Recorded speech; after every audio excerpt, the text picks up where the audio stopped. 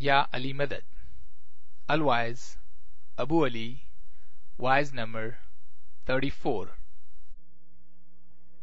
26th of April 1991.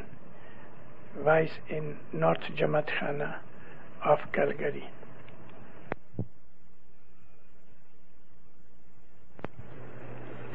Ya Ali Madad. Allahumma salli ala Muhammad al-Mustafa wa ala Muhammad al-Mustafa ila qiyamah.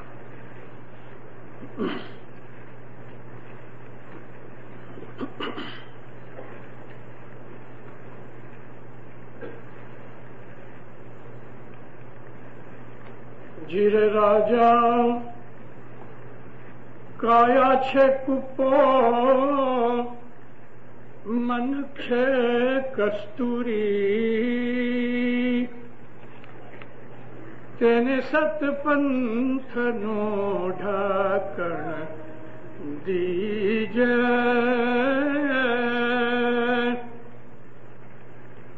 Kabhu kabhu aisa vaye jo वैसे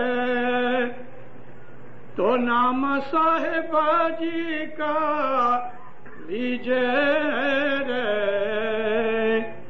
धोरी Oram कंद बार वैने छूटो आगड़ मार्ग वसमो Jire Raja Dise Maulana Hazar Imam pe salawat padho mu'mino Allahumma salli Dindaro इंसान कभी भी जिंदगी में एक जैसी हालत में नहीं रहता और इंसान क्या खुदा ने जितनी भी खुदाई बनाई है ये तमाम चीजें एक हालत में नहीं रहती, बढ़ती रहती हैं, घटती रहती हैं, मिटती रहती हैं। खुदा नई नई चीजें बनाता रहता है। खुदा हमेशा है, हमेशा रहेगा। इसी तरह से उसकी जो सिफातें हैं यानी खुदा ताला की जो एट्रीब्यूट्स हैं, जैसे कि वो रहीम है तो वो हर वक्त रहीम है, अगर वो रब है तो वो हर वक्त रब है। इसी तरह से वो खालिक है यानी क्रिएटर है। तो हम क्रिश्चियनों की तरह या और दूसरे मजहबों की तरह हम ये नहीं मानते कि खुदा ताला ने 6 दिन में ये क्रिएशन करके और फिर 7वें दिन आराम करने के लिए चला गया, हम ये नहीं मानते। खुदा को थकवरा नहीं है, खुदा लेजी नहीं है और कोई चीज में खुदा मजबूर नहीं है। खुदा हेल्पलेस कभी नहीं हुआ और वो कभी भी किसी चीज का मोहताज नहीं बना, वो किसी पे डिपेंड नहीं करता, बल्कि हमारा जो सुबह की हम तस्बीह में बोलते हैं ना कि अल्लाहु समद, हर चीज उसके ऊपर डिपेंड करती है। तो खुदा ताला अगर क्रिएटर है तो वो हर वक्त क्रिएटर है। वो नई नई दुनियाएं बनाता रहता है, नई नई रूहें पैदा करता रहता है। सिर्फ वही एक जात पाक है कि जो हमेशा से है, हमेशा रहेगी। जो कुछ उसने क्रिएट किया है वो फना होने वाला है। कुरान पाक में खुदा फरमाता है कुल्लो मन अलैहा फान, हर चीज, कुल्लो मीन्स पास्ट प्रेजेंट फ्यूचर, अरबी जबान के इस लफ्ज में ये तमाम चीजें आ गई जो पास्ट में थी या प्रेजेंट में हैं और फ्यूचर में आने वाली हैं। कुल्लो मन अलैहा फान, हर शय मिट जाने वाली है।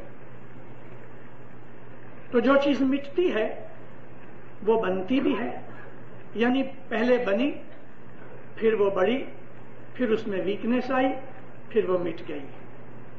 खुदा ने ये सारी सृष्टि इस तरह बनाई। आप कोई भी चीज ले लो, प्लांट्स को ले लो, जानवरों को ले लो, इंसान को ले लो, यहां तक कि जो स्टार्स हैं करोड़ों अब्जों माइल दूर हैं हमारे से, बिलियंस माइल दूर हैं।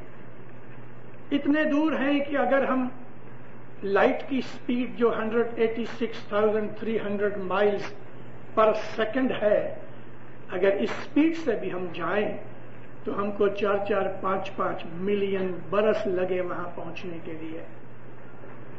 ये तमाम चीजें खुदा ने बनाई हैं, आहिस्ता आहिस्ता वो बढ़ती हैं। हमारी जमीन इसी तरह से ही नहीं बन गई। ये जमीन एक बॉल था, आग का बॉल था जो सूरज में से निकला, जलता हुआ ये बॉल, इसको लाखों करोड़ों बरस लगे ठंडा होने के लिए।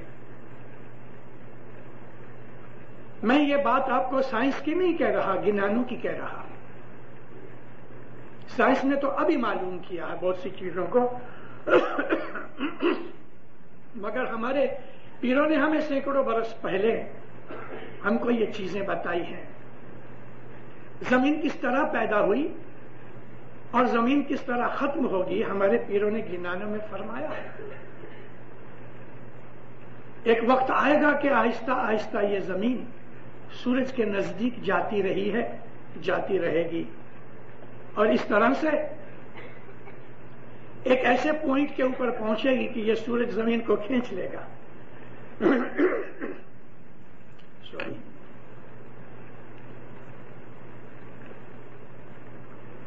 ये सूरज जमीन को खींच लेगा और जमीन जल जाएगी फ्रिक्शन से। इसी तरह से खुदा नई नई दुनिया बना रहा है, नए नए स्टार्स बना रहा है, नई नई क्रिएशन बना रहा है। और मैं आपको ये समझाना चाहता हूं सब बातें कह के कि हर चीज जो खुदा बनाता है वो एक दिन मिट जाती है। इसलिए कोई भी चीज को स्टेबिलिटी नहीं है। हम इंसान हैं, खुदा की तमाम क्रिएशन में हम बेस्ट क्रिएटेड हैं। इंसान से आला क्रिएशन और कोई नहीं। और हमारा हाल भी ऐसा है कि जब हम पैदा होते हैं 7-8 पाउंड का हमारा वजन होता है, फिर बढ़ते रहते हैं, आंखें बंद होती हैं, मुट्ठियां बंद होती हैं, मुंह बंद होता है, उसको आवाज दो तो सुनता नहीं, कान तो हैं लेकिन सुनता नहीं, आंखें हैं लेकिन देखता नहीं, जबान है मगर बोलता नहीं, हाथ है लेकिन पकड़ने की ताकत नहीं, पांव भी है मगर नहीं चल सकता। है परफेक्ट इंसान, मगर उसके अंदर अभी तक वो इंसान की जो एडवांसमेंट है उम्र के और बदन के हिसाब से उसको देरी है। महीने 1.5 महीने के बाद उसकी नजर ठहरती है, 3-4 महीने के बाद वो आवाजें रजिस्टर करता है, हूं करता है। 2-2, 3-3 महीने की उम्र के बाद आहिस्ता आहिस्ता चीजों को पकड़ना लगता है, रजिस्टर करता है, हंसता है, रोता है, और बरस एक तक चलने के लायक हो जाता है। और फिर ये जवान होता है, 20-25 बरस की उम्र में परफेक्ट इंसान बन गया। क्या खत्म हो गया उसकी तरक्की? उसकी जो ग्रोथ थी खत्म हो गई? नहीं दीनदारो, ये तो बदन ग्रो हुआ और एक मैच्योरिटी की लाइन पे पहुंच के, जो बिटवीन 18 और 24 इयर्स होते हैं मर्द के लिए और 16 to 22 औरतों के लिए होती हैं, ये लाइन ऑफ मैच्योरिटी हो जाती है। इसके बाद बदन नहीं बढ़ता, लेकिन ब्रेन अभी नहीं बढ़ा।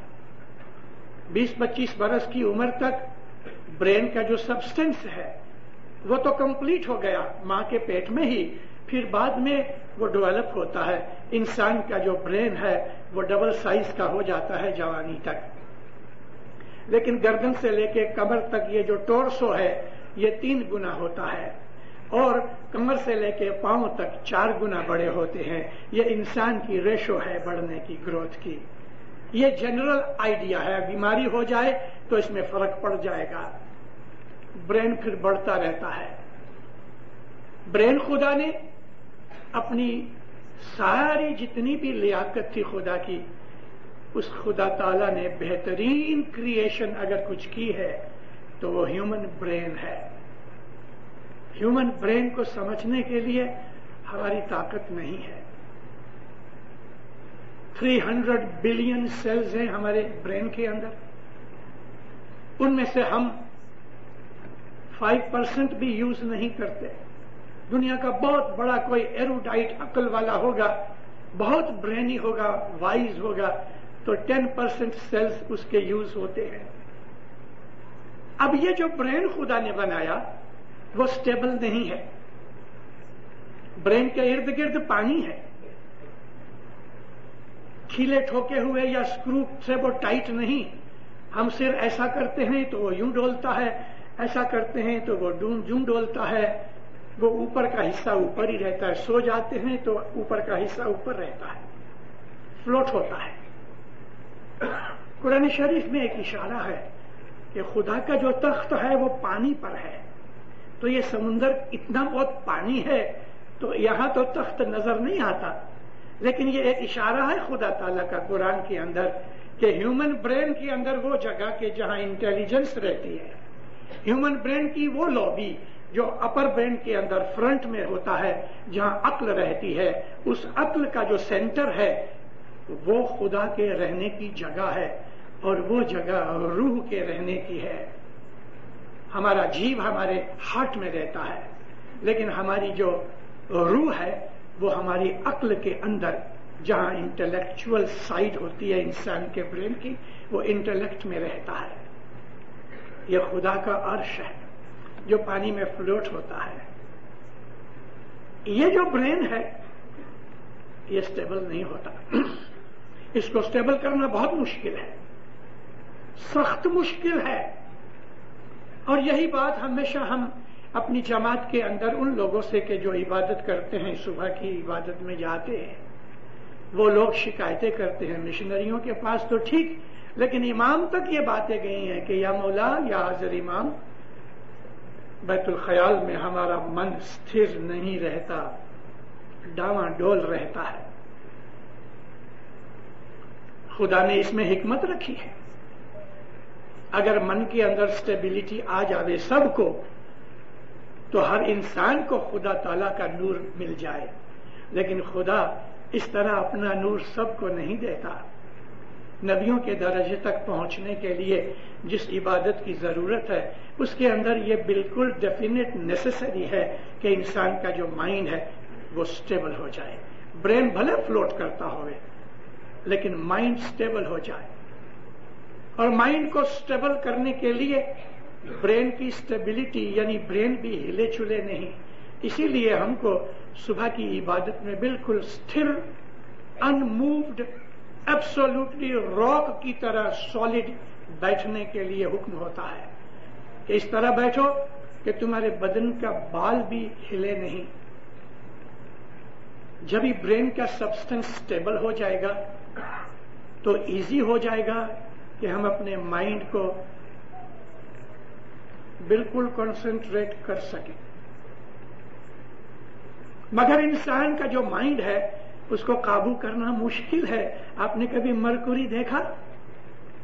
बच्चे स्कूल के अंदर जब साइंस सीखते हैं और खसूसी तौर पे जब केमिस्ट्री या फिजिक्स के कोर्सेज लेते हैं तो उसको मरकुरी के साथ पारा पड़ता है। मरकुरी है ना, वो हिलता रहता है। आप एक टेबल के ऊपर के जो टेबल नहीं हिलता, उसके ऊपर किसी छोटे से प्लेट में मरकुरी रख दो, बिल्कुल टेबल हिलता नहीं है, लेकिन फिर भी मरकुरी हिल रहा है। वो इसलिए हिल रहा है कि जमीन फिर रही है और वो जमीन की इस माइन्यूटेस्ट मूवमेंट को वो पिकअप कर रहा है। तो इंसान का जो माइंड है वो मरकुरी की तरह है। कितने अच्छे तरीके से पीर ने हमको ये गिनान का ये पाठ सुनाया कि काया कुप्पो मन कस्तूरी। हमारी ये जो काया है ये एक कुप्पा है। कुप्पा कहते हैं कोई बर्तन को। एक कंटेनर, एक प्याला ले लो, इसके अंदर जो मन है वो कस्तूरी की तरह है। मन यानी माइंड। कस्तूरी एक पर्टिकुलर हरण है, उसको कस्तूरा कहते हैं हिंदी जबान के अंदर, और वो मोस्टली पहाड़ों में रहता है। उसका साइज इम्पाला जितना होता है। इम्पाला माने गाय का बछड़ा होवे 3-4 महीने का, इस साइज का ये कस्तूरा हरण होता है।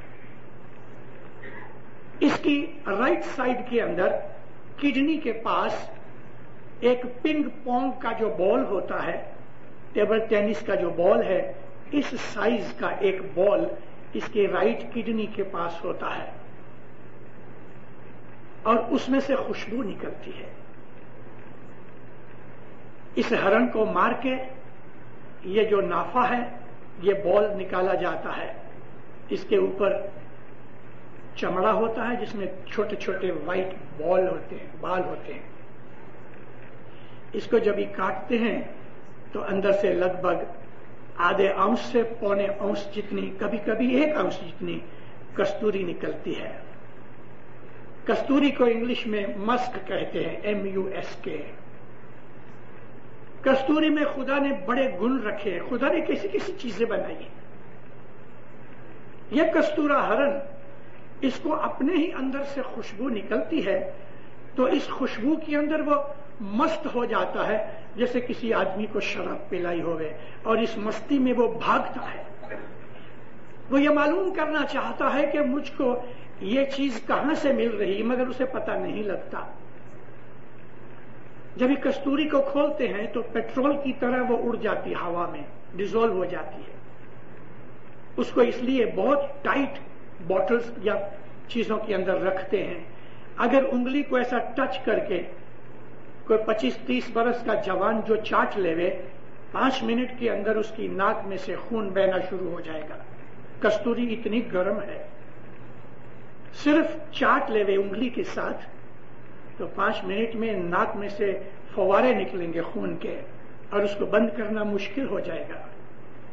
यह कस्तूरी बड़ी दवाओं में काम आती है, खास तौर पे ब्रेन की दवाओं में काम आती है। जब आदमी बहुत बूढ़ा हो जाता है, उसके बदन में अशक्ति रहती है, यानी ताकत नहीं है, तो उसको बाज चीजों के अंदर कस्तूरी मिला के देते हैं। मिसाल के तौर पे दूध को गर्म करके ऐसा ही एक ये जो मैच बॉक्स में जो स्टिक होती है, इस स्टिक के ऊपर आवे इतना दूध में मिक्स करके उसको पिलाते हैं, उसके बदन में गर्मी आ जाती है। बाज दफा सर्दी की वजह से मरता हुआ इंसान कस्तूरी इतनी लेने से जीता हो जाता है। कस्तूरी आज दुनिया में अगर प्योर फॉर्म में मिले तो मेरा ख्याल है कम से कम $300 से $400 उसके 1 ग्राम के होंगे। तो फिर कहते हैं कस्तूरी ऐसी है कि वो हवा में उड़ जाती है। काया कुपो मन छे कस्तूरी, तुम्हारा मन कस्तूरी की तरह है, वो उड़ जाएगा। उसको टाइट बॉटल के अंदर रखो, तेने सतपंथ नु ढाकन दीजिए। तुम्हारे मन को काबू करने के लिए कि वो उड़ न जाए, मजहब का उसको लिड लगाओ टाइट करके कि वो उड़ न जाए। हमारे मन इधर उधर घूमते घूमते रहते हैं, कई किस्म के ख्याल आते हैं। बाज दफा इंसान, मोमन इंसान, अगर वो ट्रैक के ऊपर से निकल जाएगा तो वो मन की वजह से। मौलाना हजरत इमाम सुल्तान मोहम्मद शाह दातार ने फरमाया कि तुम्हारा मन है वो एक चंचल घोड़े की तरह है, तुम उसके ऊपर सवार हो और उसकी जो लगाम है वो ईमान है तुम्हारा। मौला कहते हैं कि तुम इस चंचल घोड़े के ऊपर बैठ के जा रहे हो, बहरे रहमत में यह फरमान है, सामने से तुम्हारा कोई दोस्त मिला और तुमने घोड़े को खड़ा किया, उसके साथ बातें करने लगे। बातें करते करते अगर तुम्हारी लगाम जरा ढीली पड़ जाएगी तो घोड़ा तो भागने लगेगा, तो तुम गिर पड़ोगे। इसलिए अपने मन को, मन के घोड़े को ईमान की लगाम से काबू रखो ताकि तुम्हारे ख्यालात इधर उधर न जाए। ईमान के लिए बहुत मजबूत चीज यह है कि हम खुदावंद आलमीन के हुजूर में ईमान की सलामती की दुआ मांगते रहें, और अगर ईमान मजबूत नहीं होगा तो मन का ये घोड़ा हाथ से निकल जाएगा और हमको किसी खड्ड में फेंक देगा। मन के इस घोड़े को काबू करना बहुत जरूरी है। دنیاوی زندگی کے لیے بھی، روحانی زندگی کے لیے بھی۔ بہت سے وہ لوگ ہیں کہ جن کا من ایمان کے حساب کی کمزوری کی وجہ سے بھٹکتا رہتا ہے۔ کیا یہ مذہب سچا ہے؟ کیا یہ حضرت امام سچا ہے؟ اندرونی طور پہ سچا مانتے ہوئے بھی ہم اپنے مذہب کے اوپر عمل نہیں کرتے۔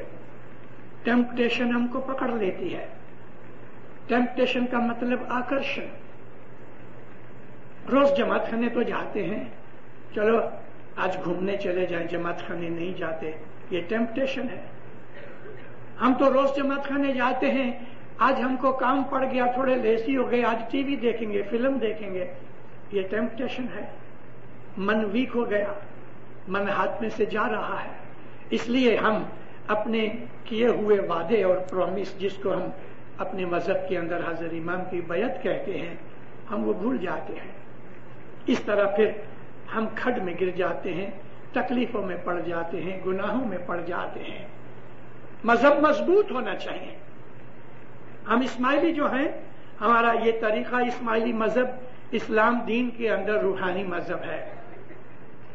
اسلام کے اندر 73 سیکشنز ہیں، ان میں یہ ایک ہی ایسا سیکشن ہے کہ جس کے اندر حضرت امام ہر وقت موجود ہے۔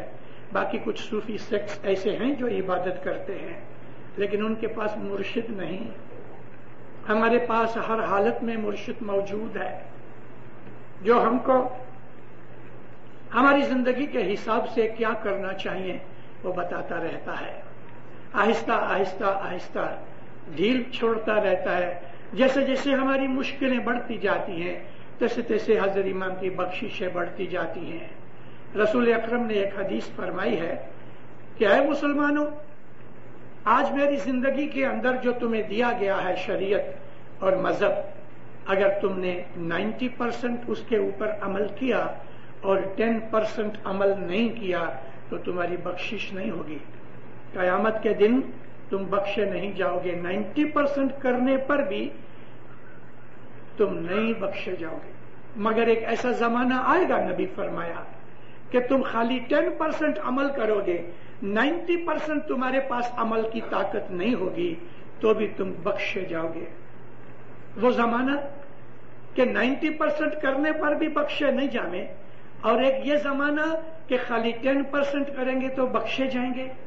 یہ جو تفاوت ہے، یہ انسان کے انوائرنمنٹ، انسان کا جو چیلنج ہے اس کی زندگی کے اندر آہستہ آہستہ زمانہ بگڑتا گیا، گناہ بڑھتے گئے، انسان کی طاقت کمزور ہوتی گئی، خدا کی رحمتیں بڑھتی گئیں۔ آج یہ زمانہ ہے کہ 90% ہم نہیں کرتے، ارے 10% بھی کریں گے نا تو بھی بخشے جائیں گے۔ یہ ہے ہمارے من کی حالت۔ حضرت امام کینیڈا، ادھر New York, Houston, Chicago, Los Angeles کے سب جگہ مولا نے جو ینگسٹر سے اسٹوڈنٹس ان کو کہا، میں جانتا ہوں ہر روز جماعت خانے تم نہیں پہنچ سکتے، اس لیے کہ بہت دفعہ شام کو تمہاری کلاسز ہوتی ہیں۔ اس وقت جب تمہاری کلاس چل رہی ہے، دعا کا ٹائم ہو گیا، مولا کہتے تم میرے کو یاد کر دو، اس میں 1 سیکنڈ لگے گا۔ ماں باپ ہنس کے کہتے ہیں even a split second, a fraction of a second, مجھے یاد کر لو۔ یعنی تم نے میرے کو ٹیلی فون کر دیا کہ میں بعد میں تمہارے کو دوسرا ٹیلی فون کروں گا۔ مولا فرمایا جب تمہاری کلاس ختم ہو جائے اور تمہیں ٹائم ملے پھر تم دعا پڑھ لو، لیکن دعا کے وقت مجھے یاد کر لو۔ یہ صاحب نے ہمارے لیے ایک وہ فیسلٹی کر دی، نبی کے زمانے کے اندر یہ چیز نہیں تھی۔ اس وقت تو وضو کر کے وہ نماز یا پریئر جو اس زمانے کے اندر رائج تھی وہ کرنی ہی پڑتی تھی۔ اگر تم 10% بھی بھول کرو گے تو مارے جاؤ گے، نبی فرمایا۔ لیکن ایک زمانہ آئے گا کہ کبھی خالی 10% کرو گے نہ تو بھی بخشے جاؤ گے۔ خدا کی رحمت بے حساب ہے۔ میں بہت دفعہ وعظوں میں ریپیٹ کر کے کہا کرتا ہوں کہ خدا کی رحمت آرام سے بیٹھی ہوئی ہے اور دیکھ رہی ہے کہ مجھے کوئی بہانہ ملتا ہے اترنے کے لیے۔ خدا بہانے ڈھونڈتا ہے رحمت کرنے کے لیے، اس کو بہانہ دینا چاہیے۔ ہمارا من بھٹکتا ہے دنیا کے دکھوں میں، دنیا کی پرابلمز کے اندر یا دنیا کی ٹیمپٹیشن کے اندر ہمارا جو من بھٹکتا ہے دینداروں، اس کو ست پنتھ کے ڈھکنے سے بند کرو۔ نہیں تو کستوری کی طرح آپ کی روحانی اور مینٹل حالت جو ہے نا وہ اڑ جائے گی. مجھے بہت افسوس ہے 20 برس ہوئے ہماری جماعت کینیڈا امریکہ میں بس رہی ہے. میں اس کے بہت پہلے یہاں آیا تھا جب یہاں صرف ایک ہی اسماعیلی تھا. ساری کینیڈا میں ایک ہی اسماعیلی تھا. کارن وال میں کیوبیک کے اندر ایک جگہ ہے کارن وال, وہاں ایک ہی اسماعیلی تھا. میں یہ بات کرتا ہوں آج سے 30-35 برس پہلے کی. لیکن گئے 20 برس ہوئے ہماری جماعت ادھر آئی. حضرت امام نے ایک بہت بڑا بھید رکھا ہے کینیڈا میں امریکہ میں جماعت کو بسانے کے لیے. یہ فرسٹ ٹائم ہوا ہے کہ ہم انڈسٹریلائزڈ اور ڈیولپڈ کنٹری کے اندر آئے ہیں. فرسٹ ٹائم ہماری 1000 برس کی ہسٹری میں یہ پہلا وقت ہوا کہ ہماری جماعت کسی ڈیولپڈ کنٹری میں آ کے رہی, جیسے کہ کینیڈا, امریکہ, جرمنی, انگلینڈ, یورپ کی چیز جگہ ہیں. اس میں امام کا کچھ مقصد ہے. کینیڈا ہم آئے نہیں ہیں, ہم کو کینیڈا میں لایا گیا ہے. ہم اپنی مرضی سے نہیں آئے, امام نے ہمیں دوربانی دی اس لیے ہم کینیڈا آئے. اور ادھر آنے کا کچھ مقصد ہے, ہم نے ابھی تک وہ مقصد سمجھنے کی کوشش نہیں کی. ہم کو ایک خاص مقصد کے لیے ایک مشن دے کے اس ملک میں بھیجا گیا ہے. اگر ہم اس مشن کے اندر ناکام ہو جائیں, فیل ہو جائیں, اور ہماری جو ڈیوٹی ہے اس کی چھوڑ کے ہم دوسری چیزوں کے اندر پڑ جائیں تو ہمارا یہ مشن فیل ہو جائے گا. اس لیے کبھی ہم اپنی اصل حالت کو سمجھ سکتے ہیں کہ ارد گرد کے جو انوائرمنٹ اور سرکمسٹانسز ہیں یا ادھر کا ایٹماسفیئر ہے اس کی ٹیمپٹیشن میں ہمیں نہیں آنا چاہیے. انڈین ہسٹری, ریلیجس ہسٹری میں میں آپ کو ایک چھوٹی سی سٹوری سنانا چاہتا ہوں. ہندوستان کے اندر ایک بہت بڑا راجا تھا. وہ راجا بھی تھا, بہت بڑا عابد بھی تھا. اس کے پاس بہت سے لوگ اپنے بچوں کو سیکھنے کے لیے بھیجتے تھے. وہ اپنے راج پاٹ کا کام پورا کر کے ایک سادھو کی زندگی گزارتا تھا. اس راجا کا نام تھا جنک, جو سیتا کا باپ تھا. رام کی وائف سیتا کا باپ تھا راجا جنک.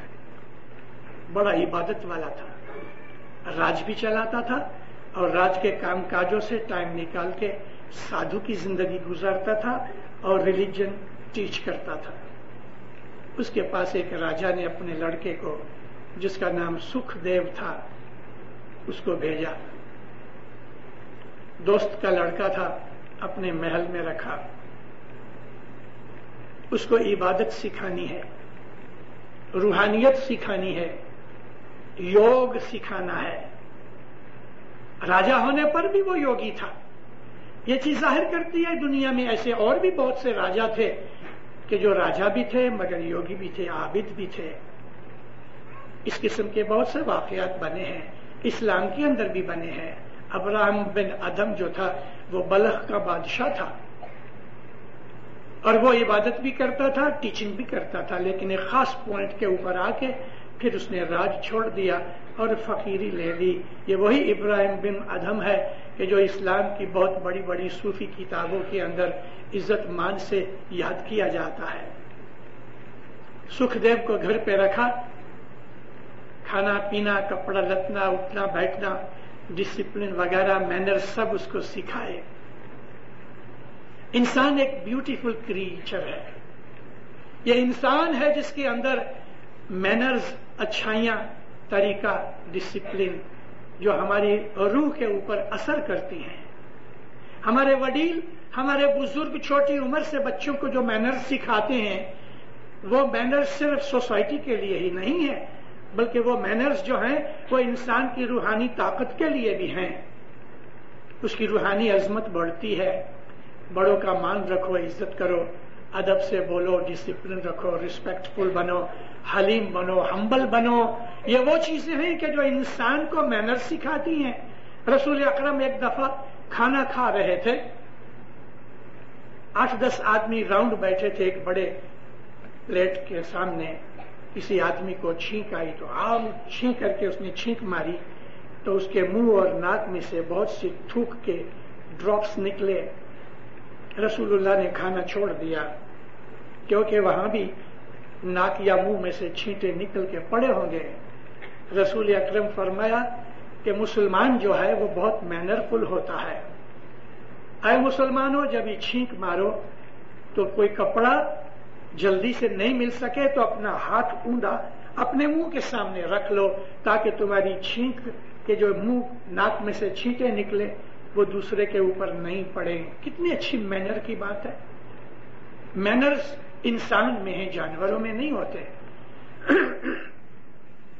तो नबी करीम ने हमको इस किस्म की मैनरफुल बहुत सी बातें सिखाई हैं। एक और बात आपको सुना दूं। एक और किसी जगह मुकाम के ऊपर रसूल खाना खा रहे थे। उस दिन पिलाव बनाया गया था। तो जो घर का मालिक था, जो होस्ट था, उसने बीच में बहुत बड़ा थाला था, सेंटर के अंदर सारा पिलाव डाल दिया और अच्छी अच्छी बोटियां निकाल के नबी के सामने उसने रखी, क्योंकि वो गेस्ट ऑफ ऑनर है। और भी बहुत से लोग थे, तो उसने उसी पिलाव के थोड़े थोड़े टुकड़े ऐसा भाग करके सबके सामने थोड़ा थोड़ा चावल रख दिए, बोटियां भी थी। नबी करीम के सामने एक ऐसा आदमी था जो गुंवार की था। गुंवार यानी इलिटरेट, जिसको अकल कम थी, मगर था यूजफुल आदमी। उसने देखा कि सबसे ज्यादा बोटियां तो नबी के सामने हैं, तो ऐसा लंबा हो गया, हाथ मारा और नबी के सामने से 1-2 बोटियां खींच ली। रसूल अकरम उसको एस्कांस देखते रहे, यानी कॉर्नर आंख से देखते रहे। तो जो घर धनी था उसने उसको मना किया। खाना खा चुकने के बाद रसूलुल्लाह ने फरमाया, ऐ मुसलमानों, खाने के मैनर्स में ये एक मैनर है कि तुम्हारे सामने जो रखा जाए उसमें से खाओ, दूसरों के लुकमे में हाथ मत डालो। ऐसी बहुत सी चीजें रसूल ने हमें सिखाई है। इंसान की क्वालिटीज के अंदर अच्छे मैनर्स आते हैं जो इंसान को डिसिप्लिन्ड बनाते हैं। और ये इंसान में जो मैनर्स है, फिजिकल या मेंटल मैनर्स जो हैं, वो इंसान के अंदर डिसिप्लिन पैदा करते हैं। और ये discipline manners between physical side and mental side है।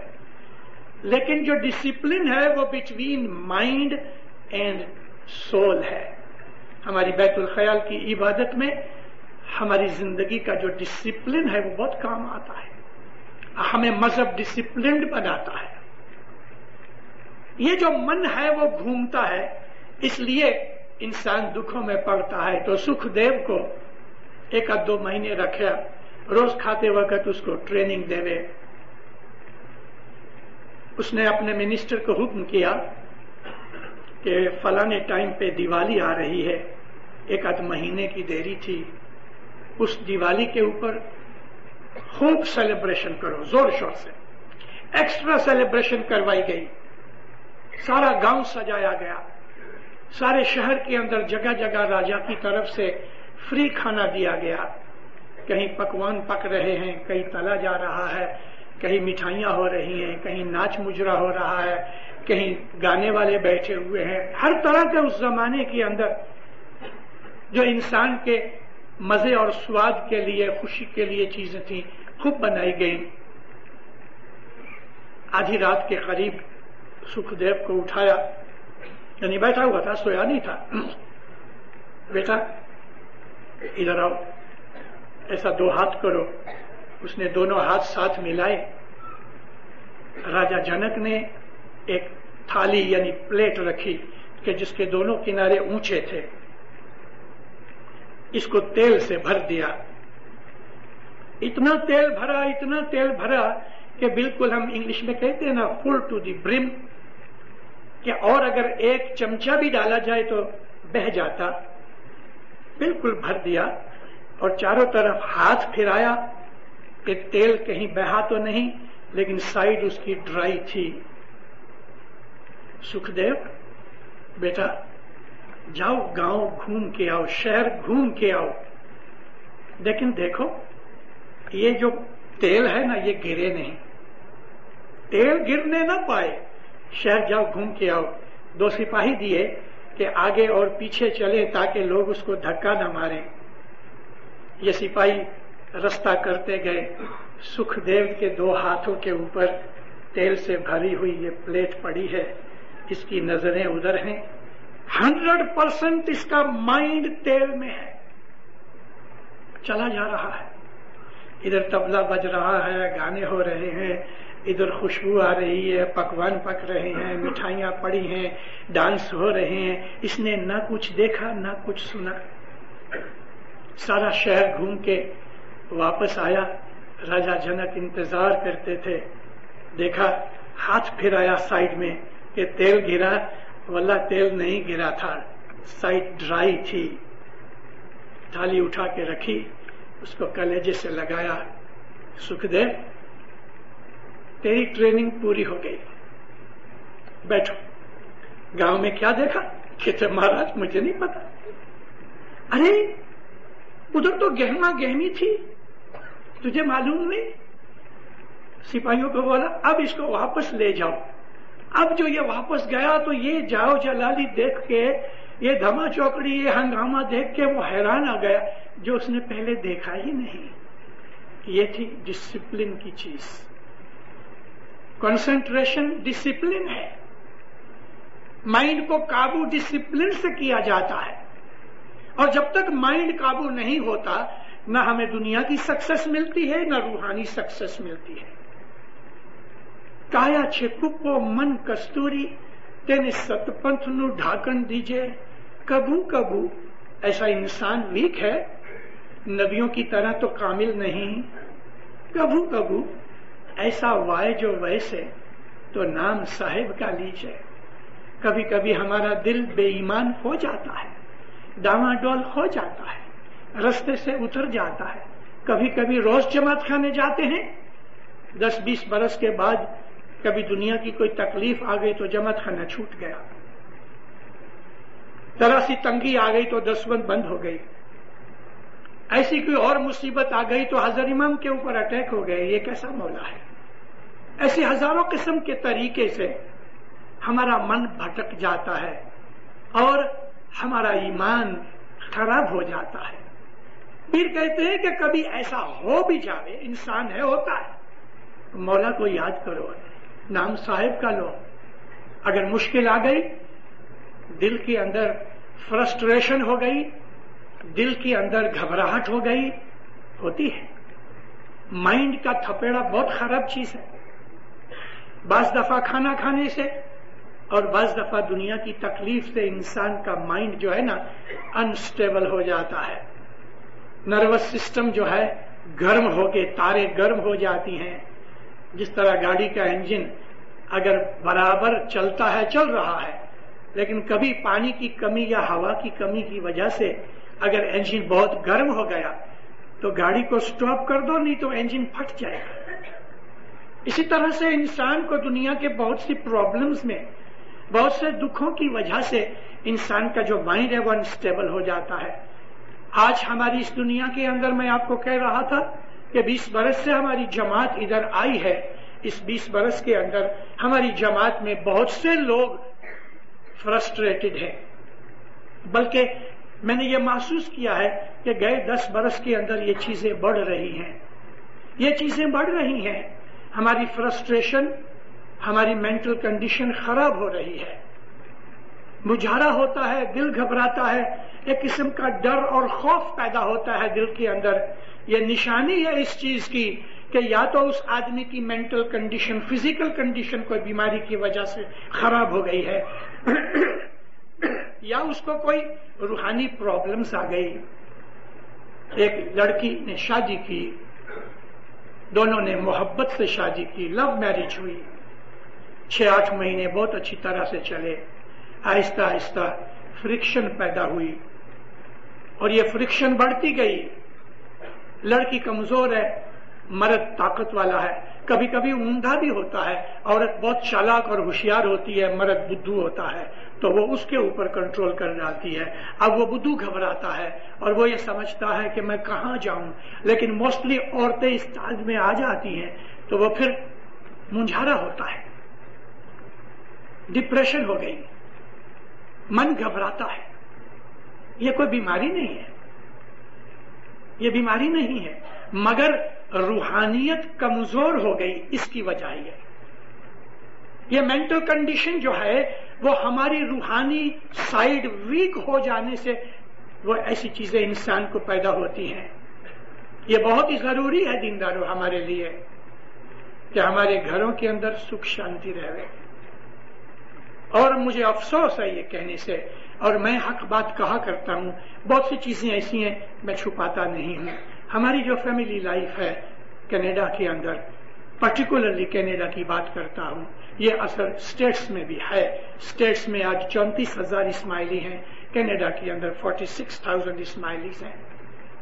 ہم آسر 80-81,000 نارتھ امریکہ کے اندر ہماری جماعت ہے، روز انکریز ہو رہی ہے، لیکن اس کے ساتھ ساتھ ہمارے دکھ بڑھ رہے ہیں، ہماری فیملی لائف خراب ہو رہی ہے.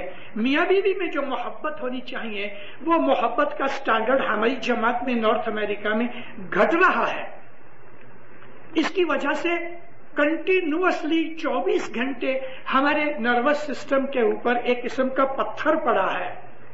وائف ہسبینڈ کا جو جھگڑا ہے وہ نہایت ہی خطرناک چیز ہے، بہت ہی خطرناک چیز ہے. وہ ہماری مینٹل سسٹم کو، ہمارے نروس سسٹم کو اپسیٹ کر دیتی ہے، اور یہ چیزیں ہماری روحانیت، ہماری روحانی لائف کے اوپر اثر کرتی ہیں. یہ فرسٹریشن نہیں ہونی چاہیے. ہم اسماعیلی ہیں، اسماعیلی مذہب کے اندر ہم کو جو سکھایا گیا ہے ہمیں اس کے اوپر چلنا ہے. یہ ہمارے ارد گرد جو لوگ یہ کینیڈینز یا امریکنز کر رہے ہیں، آپ کو معلوم ہے ان لوگوں کے اندر یہ موسٹلی کرسچنز ہیں، لیکن ہارڈلی 5% پریکٹسنگ کرسچن ہیں، باقی تو ناستک بے حساب ہے ان کے اندر. ان کا مذہب بھی کہہ رہا ہے کہ اگر میاں بیوی شادی کرتے ہیں، جس طرح شادی کے وقت وہ بولتے ہیں کہ آئی ڈو، یعنی میں اس کے ساتھ محبت پیار سے رہوں گا، اور وہ کہتی ہے رہوں گی. کرسچینٹی کے اندر، کیتھولسزم کے اندر، کہ جو کرسچینٹی کی اوریجنل فارم ہے ان کے اندر ڈیورس نہیں ہے، سپریشن بھی نہیں ہے. وہ جو شادی کرتے ہیں تو زندگی بھر کی شادی ہوتی ہے. اسلام کے اندر بھی ایسا ہی ہے، لیکن اسلام نے ایک سیفٹی والو رکھا ہے اور وہ ہے ڈیورس. سیفٹی والو. رسول اللہ کہتے ہیں اللہ اور رسول کو ڈیورس پسند نہیں، لیکن کسی خاص وجہ سے ایکسپشنل کیس کے اندر ڈیورس کی ضرورت ہوتی ہے. مگر پھر اللہ کے رسول نے کہا کہ اللہ اور رسول کو یہ پسند نہیں ہے، اور ہماری جماعت میں ڈیورس بڑھ رہے ہیں.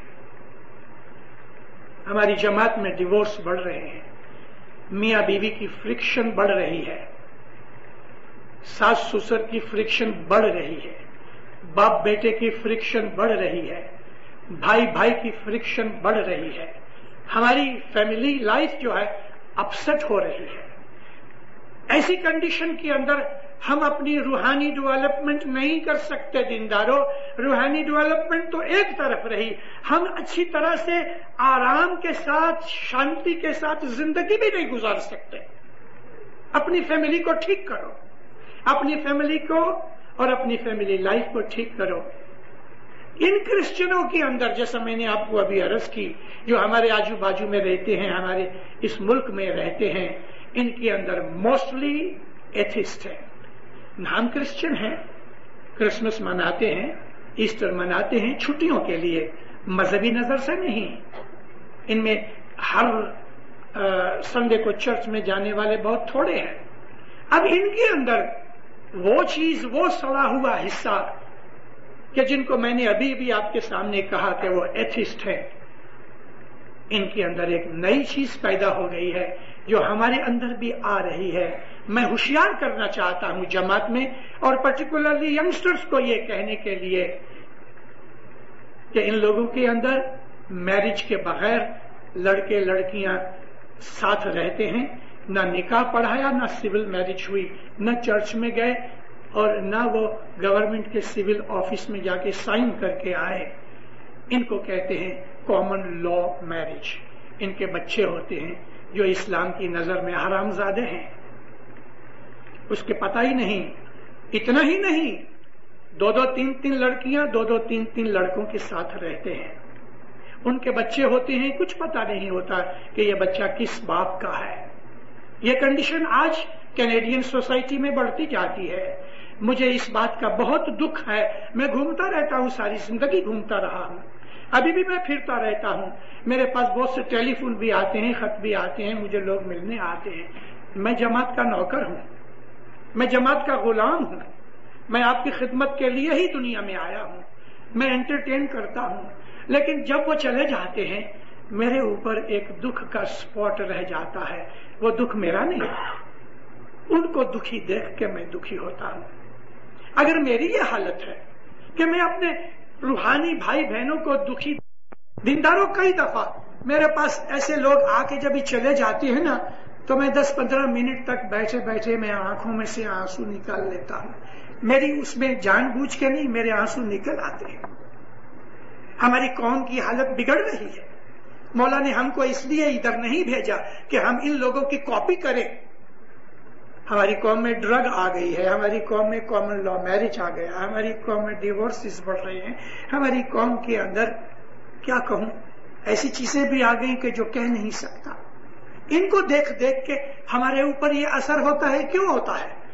ہمارا ایمان کمزور ہے. اس لیے ہم کانشیس نہیں ہیں اپنے وعدے کے اوپر جو مولا نے ہمارے سے وعدہ لیا ہوا یعنی بیعت لی ہوئی ہے.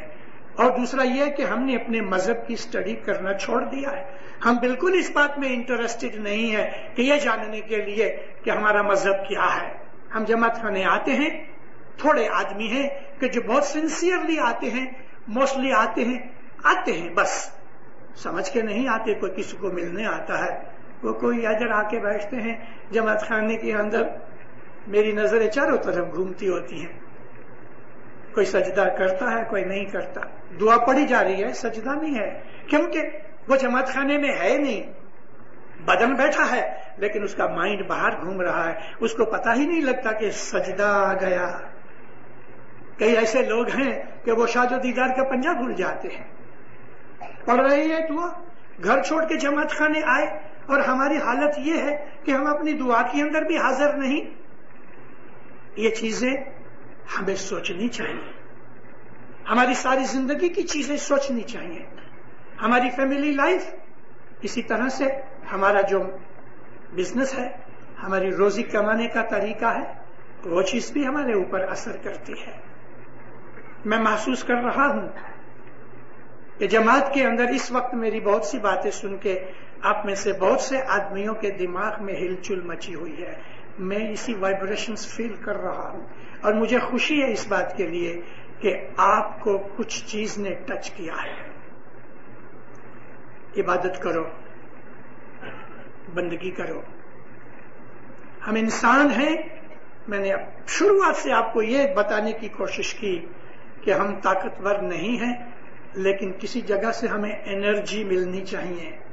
جب انسان ویک ہو جاتا ہے فزیکلی 40-50 برس کی مڈل ایج میں، تو اس کو ایکسٹرا وٹامنس کی ضرورت پڑتی ہے. جوانی کے اندر کھانا کھانے سے ہماری جو باڈی ہے وہ ڈیرائیو کرتی ہے یا ڈیڈیوس کرتی ہے تمام کھانے میں سے انرجی کو. لیکن ہم جیسے بڑھتے ہیں 40-50 برس کی درمیان، ہمارے اسٹومک کے اندر اور ہمارے لیور کے ایسڈز کے اندر وہ طاقت نہیں ہے کہ جو ہم کو میٹابولزم دے سکے کہ جو 10 برس پہلے تھی. اس لیے ہم کو ایکسٹرا وائٹامنس کی ضرورت پڑتی ہے. جیسے جیسے عمر بڑھتی ہے آدمی کو ایکسٹرا وائٹامنس کی اور ایسی چیزوں کی، ایسی دواؤں کی ضرورت پڑتی ہے کہ جس کی وجہ سے اس کے بدن کی طاقت، گرمی قائم رہے. جیسا میں نے آپ کو کستوری کا ذکر کیا، اسی طرح سے امبر ایک فش ہے جو سمندر میں سے نکلتی ہے. جب یہ فش مر جاتی ہے، جیلی کی فارم میں ہوتی ہے، یہ مر جاتی ہے تو پانی اس کو باہر پھینک دیتا ہے اور کنارے کے اوپر شور کے اوپر آ جاتا ہے. یہ موسٹلی مڈل ایسٹ میں بہت ہوتا ہے. تو پھر لوگ اس کو جا کے اٹھا لاتے ہیں اور جب یہ سوکھ جاتا ہے نا تو یہ تھوڑا سا چکنا لیکن ہارڈ سٹف ہے، ذرا چکنا ہوتا ہے، ایسا سمجھ لو کہ مڈ کی شکل میں ہوتا ہے لیکن ہارڈ ہوتا ہے. اس کے چھوٹے چھوٹے ٹکڑے بنا کے لوگ اس کو کھاتے ہیں. یہ ایک اعلیٰ درجے کی ٹونک ہے. امبر بہت اچھی ٹونک ہے، اسپیشلی اوور 65-70 ایئرس کی ایج میں اس کا یوز ہوئے تو آدمی کے بدن کی طاقت رہتی ہے. خدا نے بہت سی چیزیں بنائی ہیں. امبر کھانے کا طریقہ، چنے کے دانے جتنا یہ امبر لے کے کاوے کی چھوٹی پیالی جیسے کہ نیاز کی پیالی کی سائز ہے، پیالی کو ذرا گرم کر کے یہ ایک چنے کے دانے جتنی باٹم میں رکھ دو، گرم کرو گے تو یہ چپک جائے گا، چوٹ جائے گا. کھانا کھانے کے بعد 2 دفعہ صبح یا شام، پرٹیکولرلی ونٹر کے اندر، اور اگر گرمی ہے تو گرمی میں اس کا یوز نہیں کرنا چاہیے. اس پیالی میں کاوا ڈالو، گرم گرم بوائلنگ کاوا ڈالو، تھوڑی دیر پڑا رہنے دو، اس کی گرمی کم ہو جائے، یہ کاوا تھوڑا تھوڑا پیو. امبر کا بہت مائنیوٹ مائکروسکوپک بھاگ اس کے اندر مکس ہو جائے گا. اس کو دھونا کبھی نہیں، اسی طرح سے ڈھک کے رکھ دو. دوسرے دن پھر اسی میں کاوا ڈالنا. کاوا اس لیے دودھ ڈال سکتے ہو لیکن دودھ کے اندر جو بیکٹیریا ہے اس کی وجہ سے بانس آئے گی. کاوا ڈالو. اور چائے بھی بگڑ جاتی ہے، کاوا بہت دیر تک نہیں بگڑتا. تو اس طرح سے اگر امبر پیا جائے، کستوری پی جائے، کیسر پیا جائے تو یہ ٹونک انسان کو اولڈ ایج میں کام آتی ہے. اس سے مائنڈ بھی الرٹ رہتا ہے. میں یہ دنیا کی چیزیں داخلہ دینے کے لیے کہہ رہا ہوں. دینداروں اسی طرح سے ہماری ویک روحانیت کے لیے بھی امبر ہے، کستوری ہے، کیسر ہے کہ جس کو ہمیں کھانا چاہیے. اور یہ امبر، کستوری، کیسر روحانی حالت میں کیا ہے؟ تسبیح، مولا کا ذکر، مولا کی یاد. یہ آپ کی بوڑھی روح کو طاقتور بنا دے گی. سارا دن کسی نہ کسی نام سے اپنے مولا کو یاد کرتے رہو. خدا نخواستہ کوئی پرابلم آ گئی، گھبراؤ مت.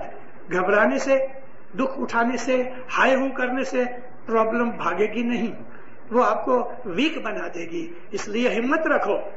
جیسا ہی کوئی پرابلم آوے سب سے پہلے الحمدللہ کہو. شکر ہے خدا کا کہ اس سے بڑی پرابلم نہیں آئی، نہیں تو خدا چاہتا تو اس سے بڑی پرابلم دے سکتا تھا. لیکن جس طرح سے ماں ہے وہ بہت سی کھانے پینے کو نرم کر کے بچے کو کھلاتی ہے، وہ پروردگار جس نے ہمیں پیدا کیا ہم کو بہت پیار کرتا ہے. جب ہمارے گناہوں کی وجہ سے ہمارے سامنے کوئی دکھ یا پرابلم آتی ہے تو وہ اپنی رحمت اس میں مکس کر کے اس کو ہلکا کر دیتا ہے. اس لیے سب سے پہلے جب بھی کوئی پرابلم آ جائے تو کہو شکر الحمدللہ. یعنی اس سے زیادہ خراب بات نہیں بنی. اب پھر بیٹھ کے پہلے نکالو استغفر اللہ ربی واتوب علیہ کی 40 دانے کی ایک تسبیح نکالو. کیونکہ کوئی مصیبت اللہ کہتا ہے نہیں ایسی ہے کہ جس میں تمہارا ہاتھ نہیں. میں نے کچھ بھول کی ہے، اس کی وجہ سے مجھے دکھ آیا ہے، تو استغفر اللہ پہلے توبہ مانگ لو. اس کے بعد پھر ایک یالی کی تسبیح نکالو اور مدد مانگو. اگر آپ یہ کام کرو گے تو انشاءاللہ 40 دن کا کورس کرنا، 10-20 دن کے بعد آپ کی مصیبت دور ہو جائے تو بھی 40 دن پورے کرنا. یہ نارمل کنڈیشن کے اندر پرابلمز دور کرنے کے لیے یہ امبر کی طرح، کستوری کی طرح یہ نسخہ بہت کام آتا ہے. اس سے روحانی طاقت بھی بڑھتی ہے، مائنڈ میں پیس رہتا ہے. عبادت کرو، مولا کو یاد کرو، اس کا ذکر کرو جو ستپتھ کے ڈھانکنے کی طرح ہے. میں ایک لاسٹ پارٹ بولتا ہوں، اپنی آواز بند کرتا ہوں. ذکر جاگو بندگی مانگو، اے کرو ذکر الہی.